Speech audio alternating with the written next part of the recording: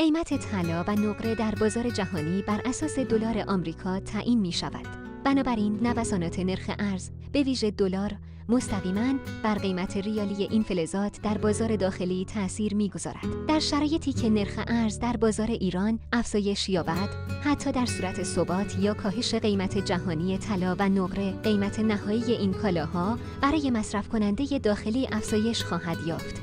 برای نمونه، در صورتی قیمت جهانی هر اونس طلا کاهش یابد، اما نرخ برابری دلار در بازار داخلی رشد کند، مجموع اثرات می‌تواند منجر به افزایش قیمت طلا در بازار ایران شود. برعکس، اگر همزمان با کاهش نرخ ارز، قیمت جهانی طلا نیز کاهش یابد، اثر کاهشی در قیمت داخلی بیشتر خواهد بود. در نتیجه، تحلیل قیمت طلا و نقره بدون در نظر گرفتن نرخ ارز تحلیلی ناقص و گمراه کننده خواهد بود.